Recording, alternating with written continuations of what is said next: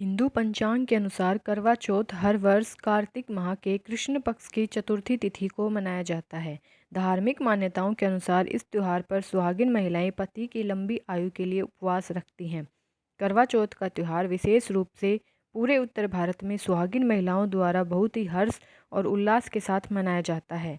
करवा चौथ पर सुहागिन महिलाएं सूर्य उदय से पहले व्रत आरंभ कर देती हैं और रात को चांद के निकलने पर दर्शन पूजा अर्चना करते हुए उपवास तोड़ती हैं। नमस्कार दोस्तों, स्वागत है आप सभी का आपके अपने YouTube चैनल सुनो भक्तों में। आज की इस वीडियो में हम करवा चौथ की कहानी को सुनेंगे। करवा चौथ की कहानी सुनने से पहले हम जानेंगे करवा चौथ के महत्व के बारे में।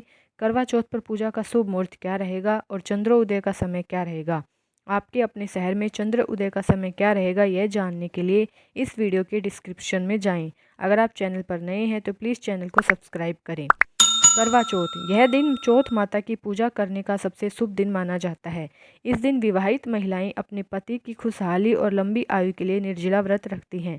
करवा चौथ के दिन वे चौथ माता या गौरी माता की पूजा करती हैं और आशीर्वाद मांगती हैं। महिलाएं श्रृंगार करती हैं, सुंदर पारंपरिक कपड़े पहनती हैं और अपने हाथों और पैरों पर मेहंदी लगाती हैं। शाम को जब चांद निकल आता है तो वे पूजा के दौरान रखे मिट्टी के बर्तन से चंद्रदेव को जल चढ़ाती हैं। इस साल कार्तिक माह के कृष्ण पक्ष की चतुर्थी तिथि की शुरुआत रविवार 20 अक्टूबर से 6:54 से शुरू हो रही है।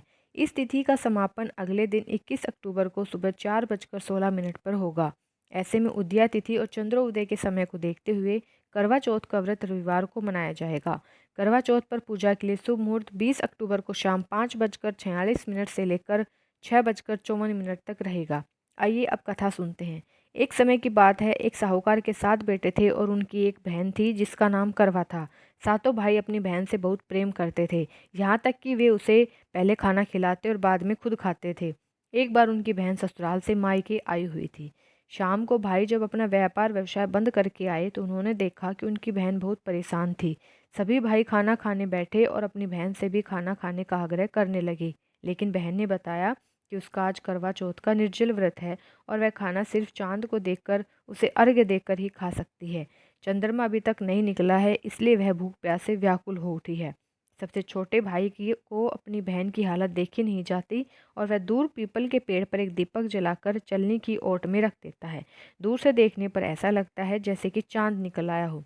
इसके बाद भाई अपनी बहन को बताता है कि चांद निकल आया है, तुम उसे अर्घ्य देने के बाद भोजन कर सकती हो। बहन खुशी के मारे सीढ़ियाँ चढ़कर चांद को देखती है, उसे अर्घ्य देकर खाना खाने बैठ जाती है। जैसे ही वह पहला टुकड़ा मुंह में डालती है उसे छींक आ जाती है। दूसरा टुकड़ा डालने पर उसमें बाल निकल आता है और जैसे ही वह तीसरा टुकड़ा मुंह में डालने की कोशिश करती है, उसके पति की मृत्यु की खबर उसे मिलती है और वह बौखला जाती है। उसकी उसकी भाभी उसे सच्चाई से अवगत कराती है कि उसके साथ ऐसा क्यों हुआ। करवा चौथ का व्रत गलत तरीके से टूटने के कारण उसके साथ ऐसा हुआ है। सच्चाई जानने के बाद करवा निश्चय करती है कि वह अपने पति का अंतिम संस्कार नहीं करेगी और अपने सतीत्व से उन्हें पुनर्जीवन दिलाएगी। वह पूरे 1 साल तक अपने पति के शव के पास बैठी रहती है, उसकी देखभाल करती है, उसके ऊपर उगने वाली सुई नुमा घास को वह इकट्ठा करती रहती है। 1 साल बाद फिर करवा चौथ का दिन आता है। उसकी सभी भाभियाँ करवा चौथ का व्रत रखती हैं। जब भाभियाँ उससे आशीर्वाद लेने आती हैं तो प्रत्येक भाभी से यम सुई ले लो, पिए सुई दे दो, मुझे भी अपनी जैसी सुहागिन बना दो, ऐसा आग्रह करती है।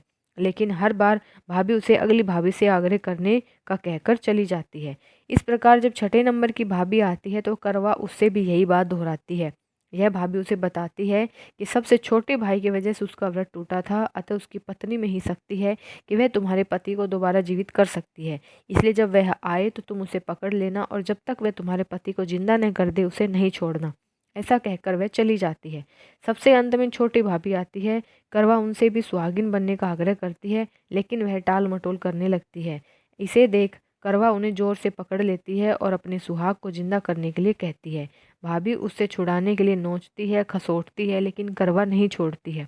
अंत में उसकी तपस्या को देख भाभी का दिल पसीज जाता है और अपनी छोटी अंगुली चीरकर उसमें से अमृत उसके पति के मुंह में डाल देती है। करवा का पति तुरंत श्री गणेश कहता हुआ उठकर बैठ जाता है। इस प्रकार प्रभु कृपा से उसकी छोटी भाभी के माध्यम से करवा को अपना सुहाग वापस मिल जाता है। हे माँ गौरी, जिस प्रकार करवा को चीर सुहागन का वरदान आपसे मिला, वैसा ही सब सुहागिनी को मिले। आशा करती हूँ आपको वीडियो पसंद आई होगी, तो वीडियो को ज़्यादा से ज़्यादा शेयर करें, लाइक करें और चैनल को सब्सक्राइब करें। धन्यवाद।